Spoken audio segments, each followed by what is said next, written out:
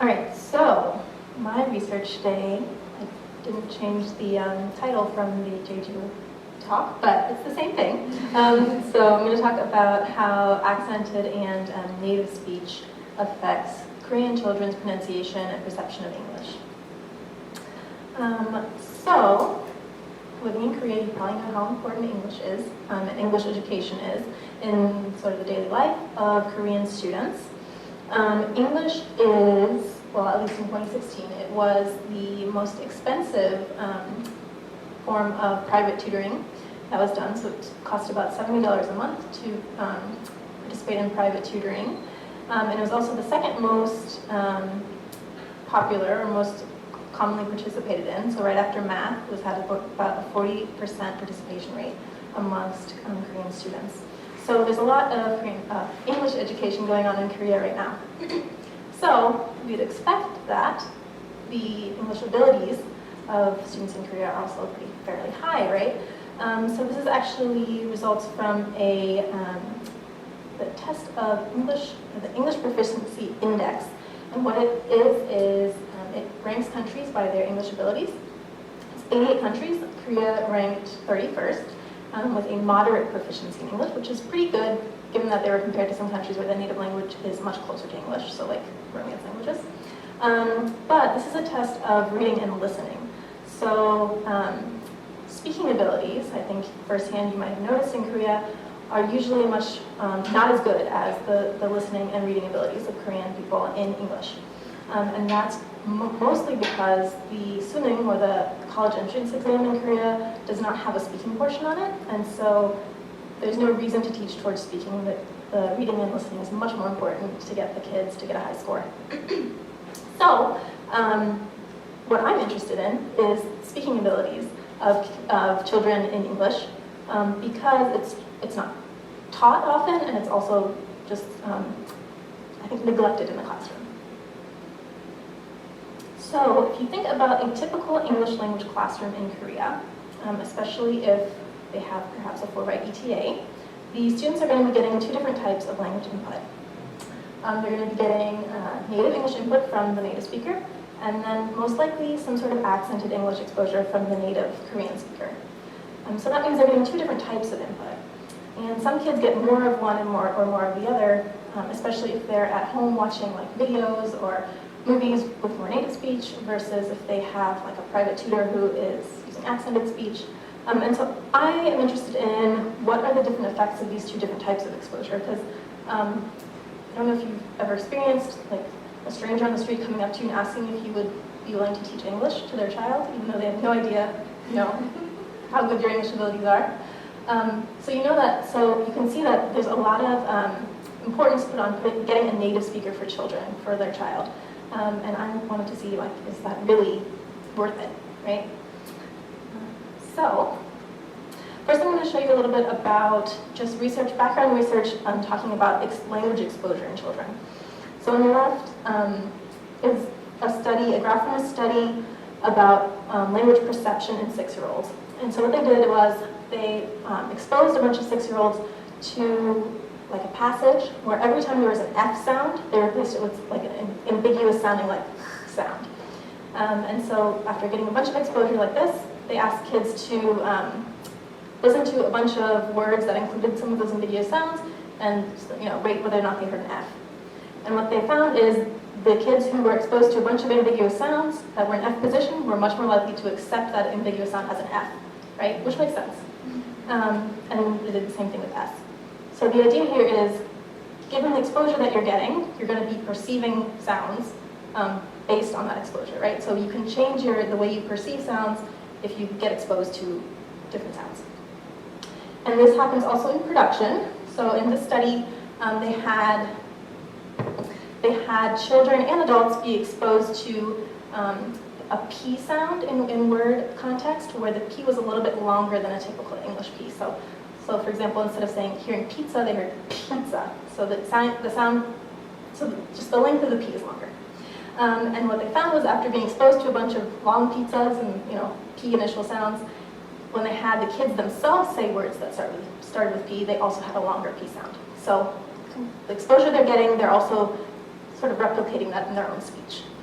So this is just to show in short-term language exposure, kids, 6-year-olds and preschoolers, 3rd graders are all able to use that exposure to, and it affects their own language abilities. But then what about in the long term? Because that's, I think, what we're really interested in. This is a graph from a study that talked about the foreign accent of Korean natives who moved to the US at varying ages. So on the x-axis, there's the age of arrival. You can see that it ranges from 0 to 25. And then on the y-axis, it's a rating of foreign accents. So a 9 means like a perfect native speaker. You can see those little white dots. Those are all ratings of native speakers. And then a 1 is a strong foreign accent. So as you can see that the later they arrived in age to the US, the stronger their foreign accent was, which is not surprising, right? So one of the reasons for this is age. There's a lot of theories that say in order to be a native-like in a language, you have to learn it before 13, at least for your accent to be native-like. But I think another reason that this phenomenon exists is because those kids that came earlier had a lot more time to have exposure to English, right? They have like, the ones that arrived at 5 have 10 more years of English exposure than the ones that arrived at 15. And that's emergent in their daily life at school with their friends and stuff like that. So I think exposure in everyday life is also going to be leading to long-term change that sort of sticks, not just that short-term change that I just showed. And then there's tons of research showing that bilinguals can do this in both of their languages. So exposure in their first language or their second language can affect it. There's also research that shows, for example, if like a Portuguese-English bilingual person spends time in Brazil, both their English and their Portuguese is going to have more Portuguese-like sounding. So like the exposure in their environment affects both their languages. And if they move back to the US, then both of their languages have more English-like phonological sounds. So bilinguals can do this, and they can do it in their first or second language, and they can also do it based on accented speech. So it's not just native speech that affects that. But the question is, what about children? So what about children that are acquiring a second language? There's not too much research on that. And so that's exactly what I'm interested in. All right, so how does accented versus native speech input affect the speaking and listening abilities of children acquiring a second language, in this case, Korean children acquiring English? So now I will talk about the experiment that I did. All right, so we had 7 to 9-year-old children, about 6 to 8 participants to come into the lab for an hour-and-a-half visit. So they did a bunch of tasks in 1.5 hours. I had to bribe them with stickers and toys to get them to do that because the 6-year-olds did not have a great attention span. And during that time, the parents filled out forms about their child's, like what age they learn English, in what context they learn English, everything about their language history. And then the kids did various tasks. So they did an English vocabulary test, they did a Korean vocabulary test, they did an English pronunciation test, they did an IQ test, and then they did the actual experimental task that I'm going to show you. So I have tons of data, and I have not had time to look at all of it, but I'm showing you what I think is the most interesting part so far. This is what our testing booth looks like. So the language lab I work in is actually a lab that usually tests infants. So usually like an infant or a mom would come and sit in this chair with an infant in their lap, and there's a screen in front and there's 2 screens on the side, and we just like look at what the infant looks at when they hear sounds. But I use the booth because it's soundproof, so that we could get really crisp recordings. So I had my kids come in, and the kids sat in this chair. There's like a little keyboard in front of them where they could push buttons, and stuff would come up on the screen, and that's what they would react to. Here's a photo of my model. He's wearing the headset that the kids would wear, and there's like a little microphone in the front you can see, so that we could get good recordings from the kids. It was a little bit difficult because some of the kids like to touch the microphone, and then it makes a really crinkly noise, so I didn't get all perfect recordings, but this was a pretty good setup. Okay. So the tests of language abilities, at least the ones I did in English, looked like this. So on the left is the vocabulary test. You can see this little easel, which has like 4 pictures on it. So I would just show this to them, they would look at the pictures, and I would say, find the kite, and they would point to the kite. And we just did a bunch of those. They got harder and harder until they couldn't get many write anymore, and then we stopped, and that's how we got an English vocabulary test score. And then the test of articulation was the one on the right. There's just a bunch of pictures, and they just have to name them. I record it, and then I go back later and judge how well they can produce sounds. So like teeth and feather were especially hard for the Korean kids.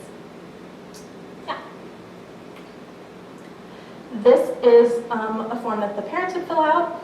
It is a form well, they fill out what kind of language exposure the child is getting for every 30 minutes on a typical day. They filled out one day for weekdays, and then they filled out a form for Saturday and Sunday differently. So you can see here, this child wakes up at 8 o'clock. Then the parents told me what language they heard at that time. So Korean, until 10 o'clock they start hearing English. And then also in the last column they say, is that language spoken by a native speaker or by somebody who speaks with an accent?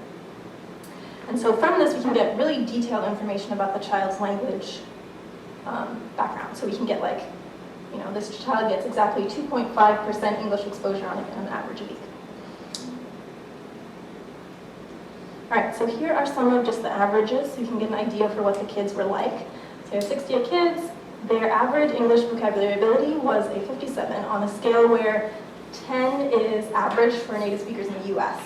So they're low, but that was not at all surprising, right? I expected that. They're not native speakers. And this score compares them directly to kids of the same age that are native speakers in the US. So there was no way they were going to get a perfect score. But I did have one, if you see the range, it goes up to 104. So I did have one kid that was completely within normal range. So yeah, so it was a wide range of language abilities. Their Korean vocabulary abilities were within normal ranges. And then we had their exposure from that form I just showed you. They had an average of 7% exposure to English on an average week.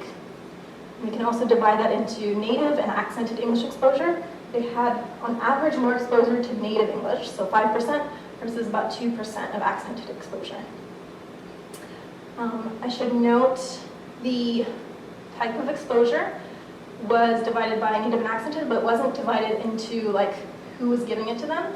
So native exposure includes like a native English teacher, but it also includes watching a movie but that has native English speech in it.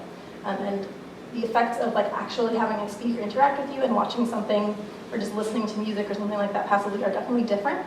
So that is something that I should look into. But for now, it's all just clumped together. All right, so now I'm going to show you some of the variables and how they interact with each other, just some of the background variables. Here we've graphed age on the x-axis, so we have the 6, 7, 8, and 9-year-olds. And then the percent of English exposure on an average week is on the y-axis. You can see it doesn't go up by like single increments, it goes up on like a squared scale. It's just because we had some kids with like super bunch of exposure that would be like off the graph. So this is how it's graphed. You can see that there wasn't really an effect, like there's no correlation between age and type of exposure, which is good because I would expect both of these to affect their kids' English ability separately, and if they're correlated, it would be a little bit more difficult to separate them. So from now on, I'm not going to talk about age, but I do acknowledge that probably the older kids are going to be a little bit better at English. All right, so now we have English exposure on the x-axis and then the vocabulary scores on the y-axis. You can see that the ones with more English exposure had higher vocabulary skills. Not surprising at all, exactly what I would expect to happen. And then here's the English exposure on the x-axis and articulation on the y-axis. Once again, more English exposure meant a higher articulation score. Okay, so before I actually talk about the experiment, I'm going to talk about why I chose to target the sounds that I did. All right, so first of all, I targeted sounds that were difficult for Korean kids to pronounce. And so the first one would be a V. If you have heard like loan words from from English produced in Korean, a V sound is often replaced by a B. So instead of saying oven, they say obin, berry becomes beri, something like that. And that's just because V doesn't exist in Korean at all. So they just use the closest thing that does exist, which is a V sound. F is very similar, so because F doesn't exist, it's often replaced by P. So instead of friend, it becomes friend. After it becomes epto, right? So an F is always replaced with a P sound in Korean, for the most part. So these were two sounds that don't exist that I targeted. And then there's the infamous L and R. So you can make an argument that there's an L-like sound in Korean, right? The view.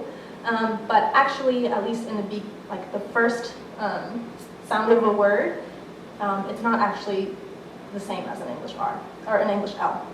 So this is a pretty cool example that I found. I've seen this on the internet. It's from like an English textbook from like 1908, and it shows. It shows how to pronounce learn and ruler. And you can see here, instead of just, so learn would be lo-on, but instead it says, pretend like you're pronouncing an U at the beginning, and then it's going to be more native-like. So if you say ulon, it sounds more like learn than if you say lon, right? The Korean way of pronouncing it. And that's just because a vowel at the end of a syllable is pronounced more like an L, but a vowel at the beginning of a syllable is pronounced more like a flap or tap, which is, it's a sound that exists in English, but you don't actually have a letter for it.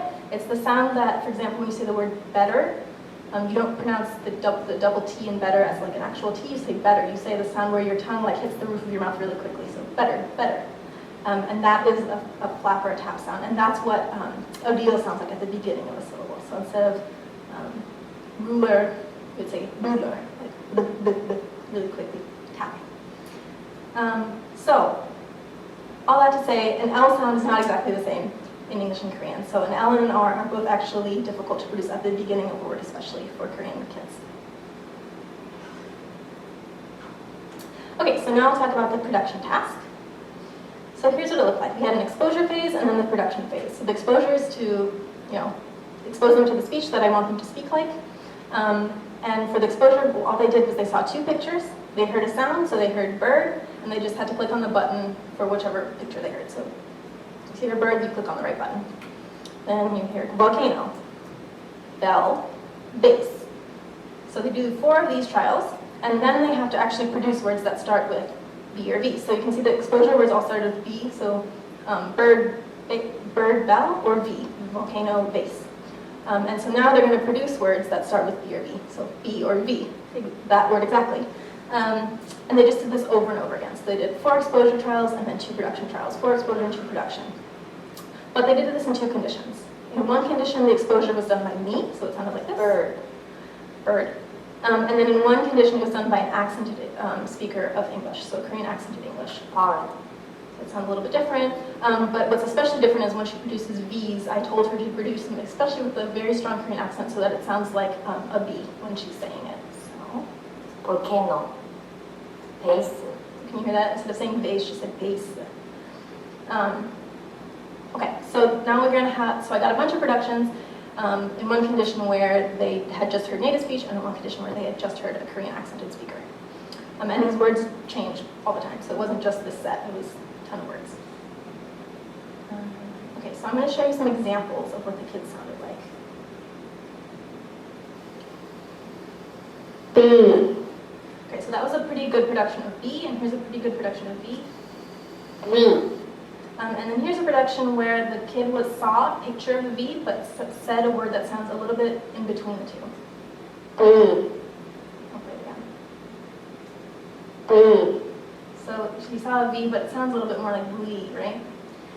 So that was the typical sort of production for the kids that had not quite acquired the V sound yet. And I'll show you the other examples that I did, so for PF and LR too. So here's a good P. P. And here's a good F. Fan. And here's one that's in between. Fan. So that child was looking at a picture of a fan, but said something more like Ben, right? And then we do lock. Lock. And then here's rock. Rock. And then here's one in between. Rock. I'll play that again. Rock. Just like little rock, right? So one of the things I had to be careful with when dealing with these productions is these are kids producing these, right? So they're not going to sound like an adult speaker of English. So you have to think of them in the context of, what would a child who speaks English sound like, say, when a 6-year-old saying these words, and then compare that to what a native child versus like a child with an accent would say. Okay, so what I did with these was I rated them for 2 different things. One was intelligibility and one was accent. So intelligibility is just, can I figure out what word or what picture they're looking at? So when I hear Ben, do I think they're looking at a fan or do I think they're looking at a pan? I did all these judgments for now So I just went through and I was like blind to what condition they were in, and I just made those guesses. And then the accent rating, I took like a set of words from the same word. So I took all the V's and I rated them on an accent scale. So how close are they to the production of a native speaker? So on a scale of 1 to 9, I think it was, how close is this to being native versus a foreign accent rating? And so it's an important thing to note that a production can be 100% intelligible while being highly accented, which you probably know because you've talked to accented speakers and you can understand them. So that means they can be 100% intelligible even though they're highly accented. And then a production can also be 100% native while being highly unintelligible. I have an example for this that Heidi knows about. So you'll see that these people speak English 100% natively, so you definitely know that they're native speakers of English, but they are like almost non-intelligible. Oh. Yeah, that's also one of these. Can't believe that more help, John. She found my blog.com? I played that rating by the wrong front line today. Oh, the raising my own national rating? Definitely create that tradition. No, first station is trapped. I mean, why the Crest Soldier for the Magdalene Nation is further granted my Joseph. Joseph for the medal? Medal on my shit. Okay, you understood like 2 words, right? Didn't make any sense. Okay, so that's just to show you that these are very different things that I'm looking at. But that's not to say they're not related. So somebody with a very strong accent can be unintelligible because of their accent, but it's not necessarily completely related. Okay, so I rated all of those sound files that I got from the kids. There were like 4,500 of them. I'm still rating them, so this is preliminary data. So the first thing we're going to look at is the effect of short-term exposure on intelligibility. So here in the blue is the productions they made after they heard the native speaker, so me, and in the red is the one where they heard the accented speaker.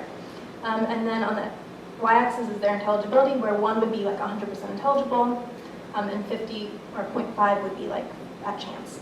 So you can see they're around 75% intelligible, which is pretty decent. And for the accented and exposure condition, there's like no difference. These bars are practically the same. Statistically, there's no difference. So in the short term, their intelligibility is not affected, at least by this task, right? They're only exposed to like 4 words before they produced each time, so it might not have been enough exposure in the short term. What about accent? So that was intelligibility. Now we can look at their accent. So here it's the same idea. The blue is native speaker exposure, the red is accented speaker exposure, and the y-axis is accent rating, where a high number means that they're more native-like, and a low number means that they have a stronger foreign accent. And once again, there's no difference. Okay, so short-term exposure wasn't doing anything in my task, but I also had that variable of long-term exposure. Remember, the parents filled out that form, and I can get measures of how much exposure or which type of exposure they have more of. So the next thing I did was I divided the kids into 2 groups. The blue group is kids that had more native-like exposure, more exposure to native English speech, and in the red is kids that had more exposure to accented speech in their average week. And you can see here we're getting a slight difference in intelligibility. It actually is statistically significant. The ones that have more native exposure are slightly more intelligible than the ones that have more accented exposure. But the difference is not huge, right? 0.71 and 0.75. So that's intelligibility. Now, if we look at the same 2 groups of kids, but look at accent, the difference is a lot more pronounced.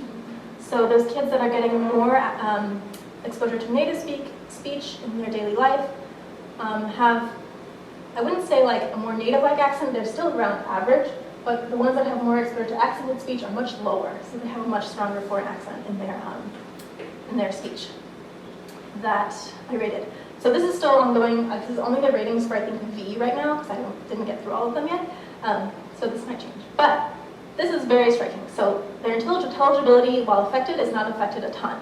And that's a really good thing, right? You don't really care how strong your accent is. That's not really what you really need to be understood. What you need to be understood is intelligibility. So if they're intelligible, awesome. If they have an accent, it doesn't really matter.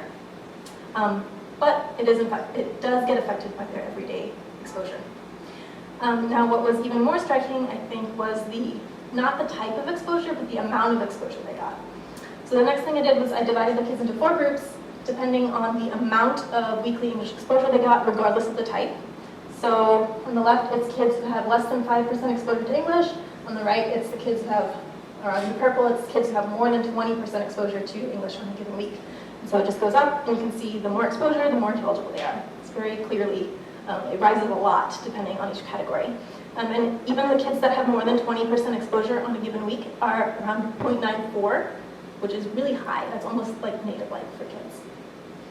So exposure to any type of English speech seems to be good for intelligibility. What about accent? Here, it's the same phenomenon. The more exposure you have, the better you are. But if you look at the first two categories, so less than 5% exposure to English compared to 5 to 10% exposure to English, there's not a difference, right? So it's during this low amount of exposure, the accent doesn't seem to be as much affected as those high levels of exposure. Okay, so that was everything for production. There are a lot of the results there. I'll summarize them soon. But now I'm going to move on to the perception task. So, the perception task is very similar to the production task. They did it immediately after the production task. It also had an exposure phase and a perception phase. So the exposure phase is exactly the same. They heard a single word and clicked on an image, and they did it in Korean accented English and in native English.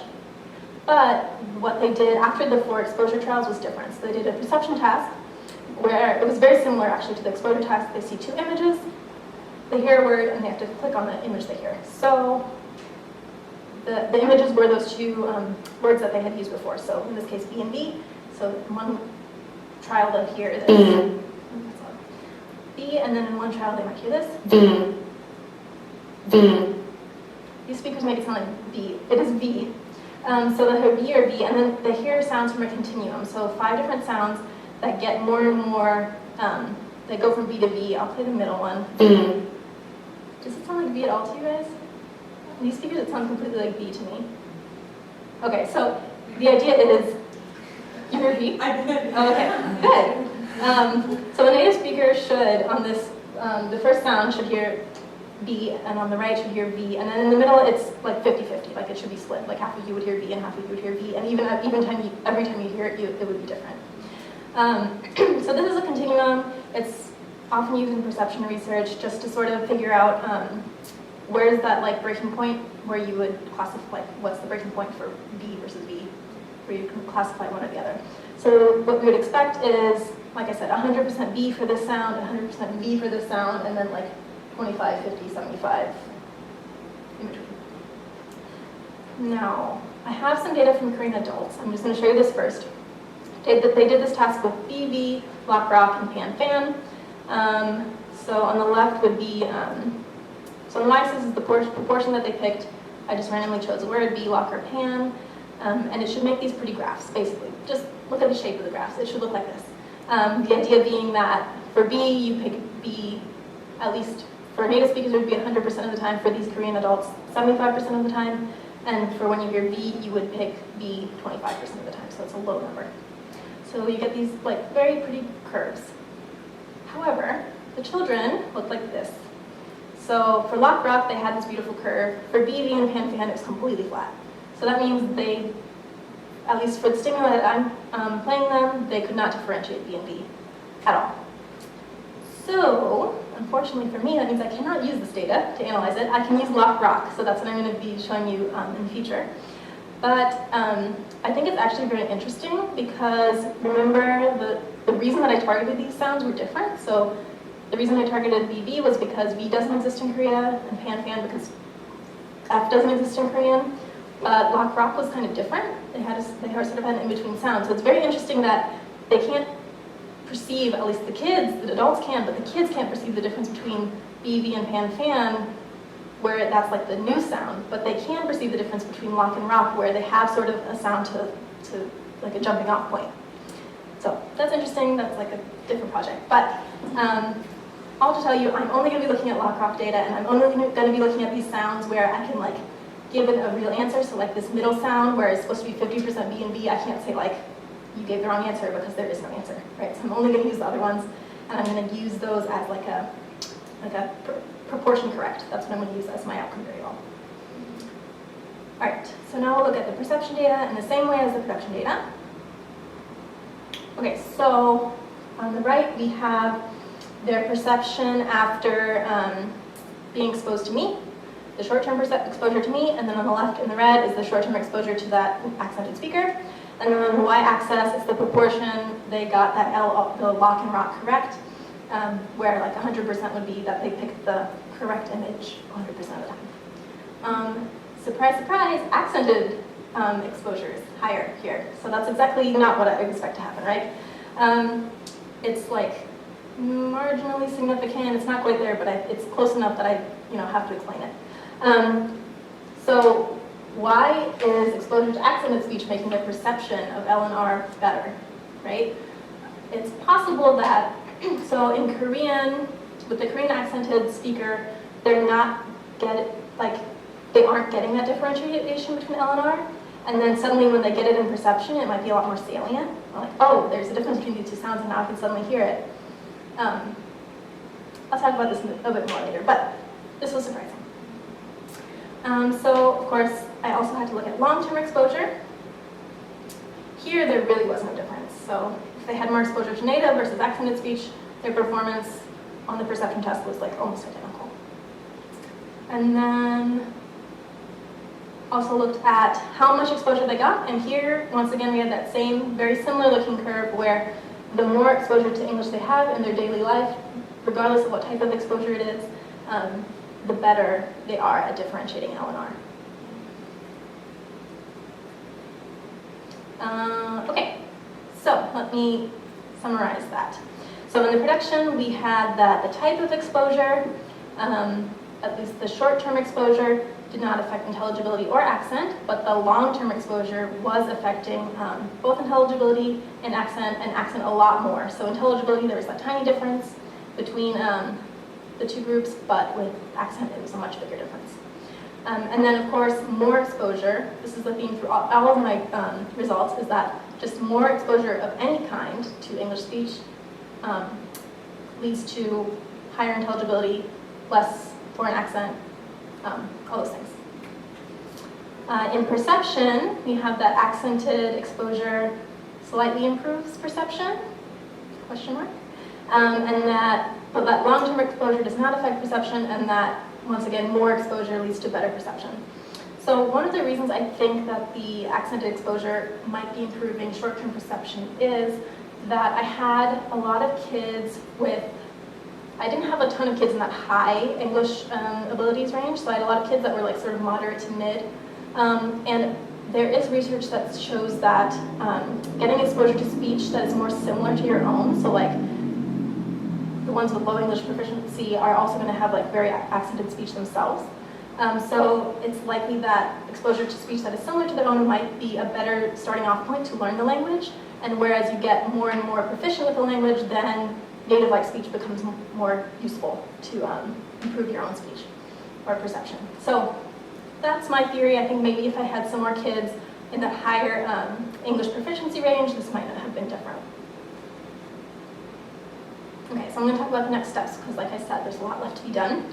So one of the most important things I want to do is get somebody else to rate these, the sounds, besides me, because I am not a naive native speaker in that I have had a lot of experience with Korean accented speech, right?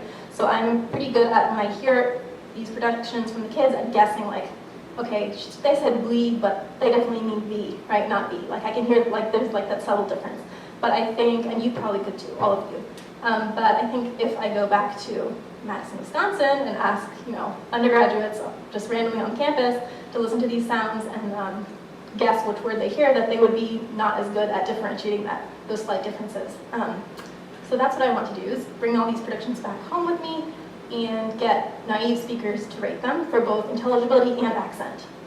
And I think their results are just going to be a little bit more defined than mine. I think they might make my results a little bit more significant.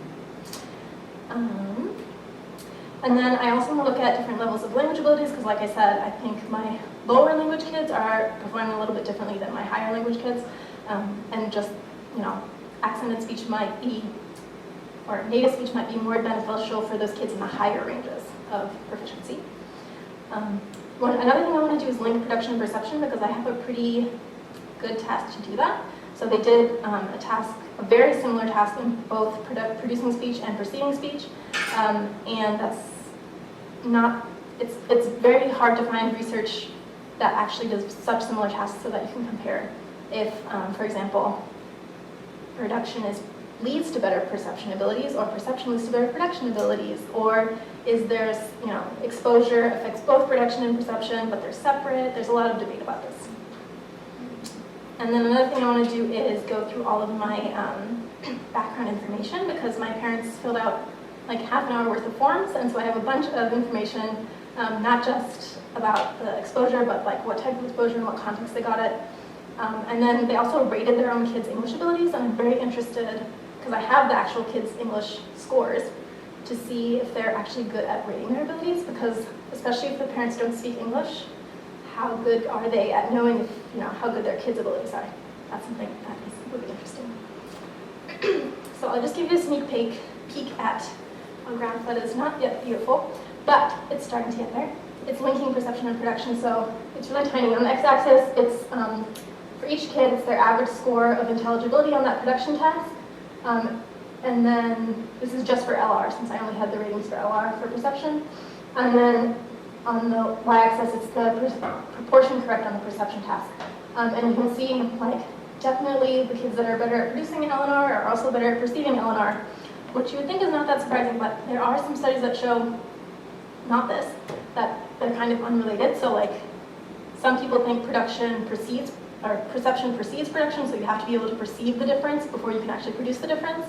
But then there are some kids that can, for example, in my task, can produce B and B, but cannot tell the difference between them when they're listening to it, right?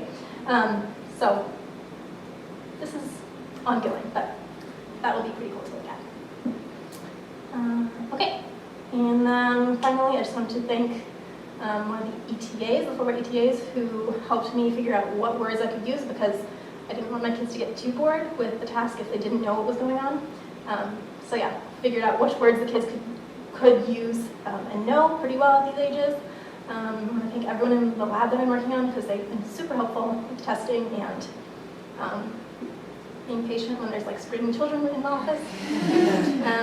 And then, yeah, all the families who were very gracious with their time, and then obviously all of you in the Fulbright family. So, thank you.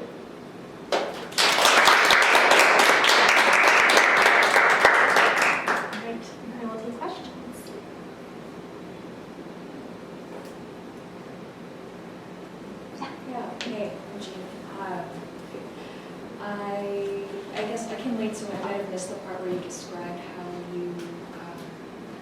what metric you're using to gauge accuracy, like for the kids. Totally blanking on. They're like on the production side? Yeah, exactly. Are you using like spectrum? Oh, no. For the production task itself, it is me, like I said, judging them. So for example, I like listen to the sound and guess, do I think that they're looking at a picture of a B or a B? Right. And so that was for the intelligibility, and then for accent, I judged their accent. So it's completely perception. It's nothing, it's not a spectrum or anything like that. That's something I would consider doing. Yeah, I could do that. That would be a lot of extra work. So that would be the next step. For sure.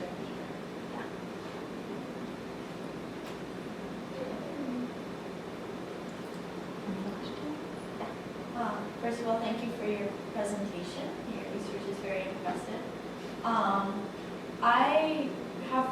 There's something I'm curious about. So if like you said, like you mentioned, the schooling is based mostly off of reading and listening skills, out of your experience or out of the parents that you worked with, what do you think the major motivation is for their desire for their kid to learn English from a native speaker and have that kind of native proficiency?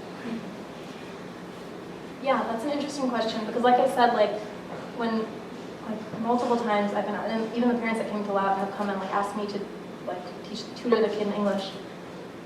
I am curious, because I'm not an English teacher. I'm not qualified to teach English, and they don't seem to care or think about that when they're asking, right? They just care like, oh, it's a native speaker, I have to get them. So I think, I mean, the way I think about it is they must want like a native speaker for the accent, right? Because like that's really the only thing that a native speaker brings to the table that's better than like a trained, you know, English teacher, even if they don't have a native accent. So that, I mean, maybe cultural things too, but it must be for accent is my thinking. For the most part, the parents that came in felt kind of guilty when if they weren't providing their kid with a native speaker. They're like, where can I get native input and where can I get this? And that's kind of the reason I did this, because I was like, you know, there's not really actual research that says like a native speaker is better for, well, there isn't a ton of research that shows a native speaker is better. And even if they are, like I wanted to show like how much, you know, is it worth it to be spending all the extra money on a native speaker if, you know, the increase in intelligibility is really tiny. So, yeah. I've also seen not necessarily getting a native English speaker for accent, but also for natural speech. So a lot, just from my own observations, is a lot of native Korean, now Korean English teachers, their speech, especially if they're still relatively new at it, it's very choppy and like the words just don't sound natural, at least to me. So I've seen some parents, and some people just talking to me in general about that. Yeah, that makes sense, like intonation and fluidity of speech. That can be grouped into accent in a way, you know, not just like the individual sounds, but like the overall accent and intonation. That's definitely something that, yes, of course, that's important. But like I said, I want evidence that a native speaker actually is going to make that big of a difference, especially in the small amounts of like, you know, 5% exposure to language or native speech that they're getting in an average week. Do you think that the kids being able to differentiate L and R is possibly because of explicit learning, like telling the kids, like, because it is like the problem, right? L and R, and like teachers constantly telling them this is L, this is R, in comparison to like BB or RL. That's yeah, that is actually a very good point. Like I said, I'm not in the classroom, so I don't know, but I always get the feeling that, like I said, pronunciation is kind of neglected. But if L and R is sort of like the one that they talk about all the time, it is possible that it's because it's explicitly taught. But in general, the research usually shows that explicit teaching of pronunciation doesn't really make a difference. You just have to get that exposure over and over and over again in order for, you know, to improve your actual speech. So yeah, explicit teaching with pronunciation is not usually, especially with kids, is not usually as useful. Like maybe with adults, you know, tell them put your tongue in this place. But with kids, that usually isn't actually going to improve their abilities as much as just exposure. Yeah. How do you think your data would change if you were thinking about an older age group, like upper elementary, middle school, or even high schools? Yeah, I mean, so like when I did, the reason I showed the adult data was because my task wasn't working with the kids or at the B&B, and I wanted to be like, show that it's not that they're Korean, it's that they're children, which I did show, right? Because the Korean adults could differentiate it.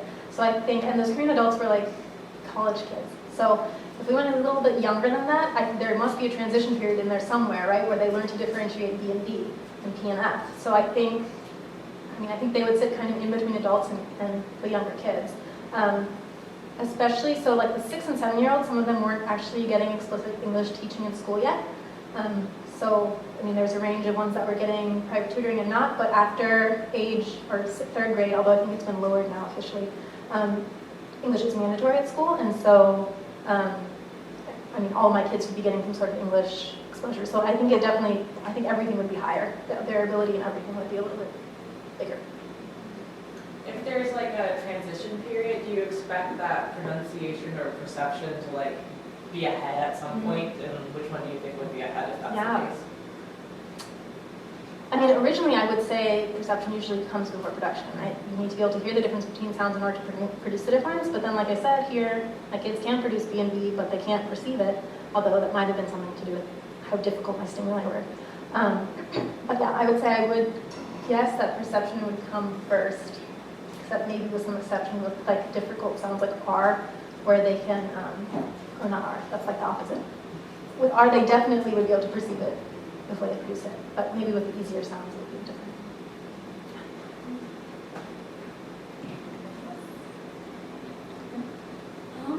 I guess, what do you think the, I guess, future potential effects, not effects, but I'll say effect of your research could have on like the future of English teaching in Korea? Do you think maybe accented teachers will be more popular than native teachers, or vice versa?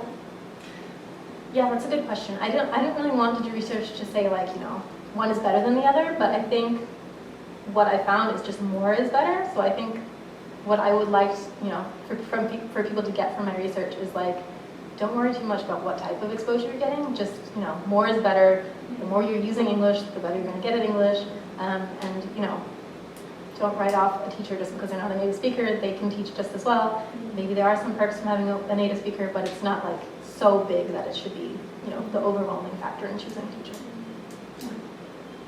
Again, this might be something that I missed, but how did you appraise the students' language level overall? Was that based on their parent, with the information that their parents gave you? Yeah, so I gave them an explicit vocabulary test. So vocabulary and an articulation test, but vocabulary is what I used. It was a little bit more sensitive of a measure. It was like a receptive vocabulary test in English. Yeah. And did you compare? Have you compared that preliminary level data to their results in your production and perception tests? I've started to. This is sort of a preliminary graph that shows that, well, first of all, overall, the kids with better language abilities on the x-axis have better perception abilities. This is from perception. So overall, yeah, they're doing better. And then there's like an effect happening with language exposure. But yeah, I'm starting to look at that. Cool. All right. Well, thank you guys so much.